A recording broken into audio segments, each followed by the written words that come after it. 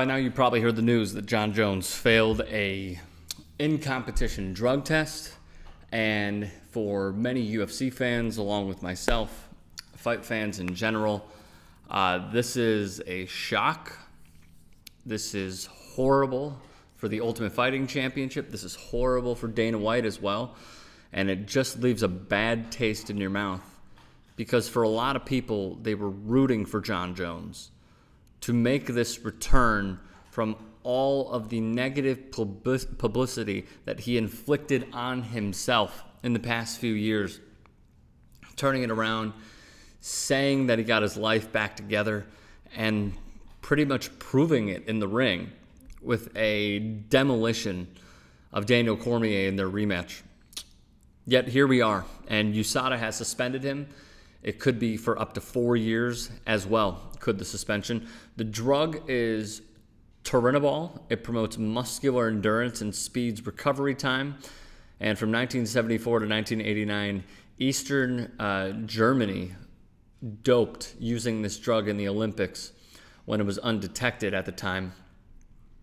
According to TMZ, the UFC released a statement saying they were notified today by USADA, this was yesterday of course, of a potential anti-doping violation policy violation stemming from an in-competition sample collected from Jon Jones's weigh-in on July 28th. So it occurred the day before UFC 214 at the weigh-in. I'm going to get into the two options that Jon Jones has, but as of right now, he is suspended.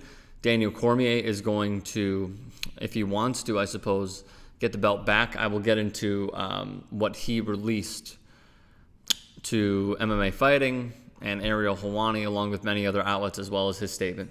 MMA Fighting wrote this: Jones has been stripped of the title. Cormier will get it back, per TMZ. UFC President Dana White told ESPN that has not been decided yet. The UFC confirmed the Jones positive test in a statement posted to its website. The drug test sample was collected after weigh-ins, yada, yada. And here is what many people are pointing to as instant karma with Jon Jones in this tweet. Daniel says, the only reason I defeated him the first time is because I must have been on steroids. Wonder what his excuse will be this time. Again, it's just unfortunate. It is very, very unfortunate, because I, along with many others, view Jon Jones as the greatest UFC fighter of all time. I understand that he had illegal knees to a grounded opponent in one fight, and many people view that as his only loss. The only person that could defeat Jon Jones many times was himself, and it was the outside forces that be. And how he said he beat Daniel Cormier days after doing cocaine, and how he would go on, he would go out partying and go on binges and what have you. It's just so incredibly unfortunate as the UFC, and the UFC could have one of the worst weeks in the history of the sport, with Jon Jones now being suspended for, again, up to 4 years. And if Conor McGregor does not even win a damn round and gets knocked out, this could be, in my opinion, arguably one of the most devastating weeks in UFC history. Here's why I keep saying 4 years. And this is a tweet via Senhu. I'm sorry if I pronounced that incorrectly, MMA. If Jon Jones is found guilty when he goes through the due process with USADA, he'll be looking at anything from a 2 to 4 year suspension. Now, here are the options that Jon Jones has.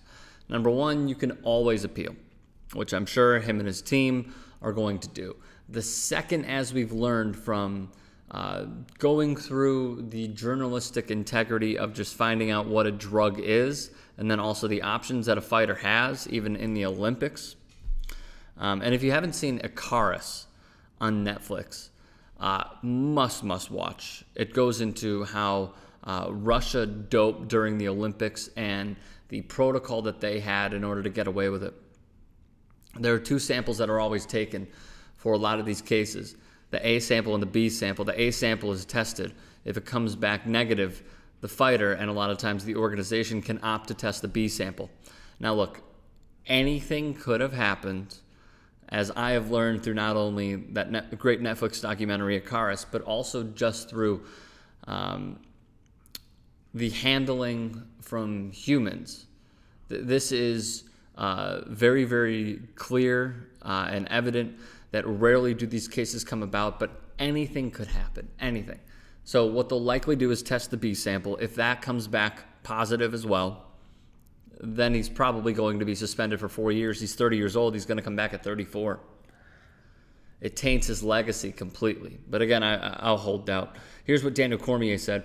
It's hard to find words to describe how I'm feeling right now. I'm disappointed to hear the news. It's very emotional. We as athletes are entitled to due process, and I will refrain from saying much more until I know exactly what happened. In my mind, on July 29th, I competed and I lost. I thought Jon Jones was the better man that day. I don't know what to think anymore. I can't believe we are going through all of this again. We will see what happens next. Now, here's an interesting theory, and I understand that when you have friends, business confidants, what have you, they're always going to have your back. But this is screaming corruption in the UFC, and is something that I want to show you. But just remember, this is a Jackson Wink teammate named Frank Lester of Jon Jones's. And here's what he said via Facebook. Supposedly the story is between weigh-ins and fight night, he took a oral steroid, which makes zero sense since it wouldn't do anything at all for Jon to do so. It takes weeks for steroids to build up in your system to be a performance enhancer. Jon was devastated, to say the least. This is a setup. Straight up. No athlete would test clean his entire fight camp and then randomly take some cheap fucking oral steroid between weigh-ins and fight night, knowing he would be tested once he got done fighting. This is a straight setup, he's reiterating. They are trying to ruin this kid's life. It makes no sense, and Jon wouldn't do it. Let's see what happens with all this, but I truly believe Jon is innocent, and I hope that all of you will give him a fair chance before you send hateful judgments his way. Again, screaming corruption, screaming that the UFC or Dana White, who has said many times that he would never put Jon Jones on another main event. What Frank Lester is saying is that the UFC had it out for Jon Jones and they set him up. Again, as he said, give him a fair chance. I'm going to give this entire process a fair chance before I start shitting on one party or the other.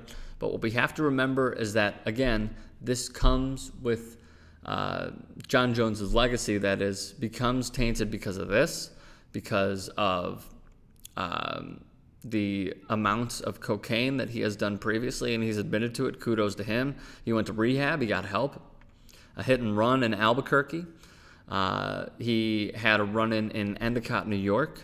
There have been so many times where we have tried to forgive Jon Jones over and over and over again, and yet the question is, can you forgive him for this? Lastly, and my good buddy Dave Ross brought this up in his Periscope, which I really liked, was Dana White and the UFC did something that most organizations like the UFC probably would not do, and Dave Ross applauded them, and I agree with his sentiments in that they brought in USADA. This comes with the territory of bringing in USADA.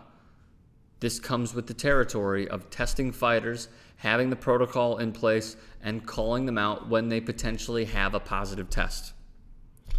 And unfortunately, as Dave said, Jon Jones is the perfect casualty to this. So, nonetheless, there are the facts as we speak at about 9:30 Central Time on Wednesday morning. Let me know all of your thoughts. Get at me in the comments section below. Follow me on Twitter at @RickStrom.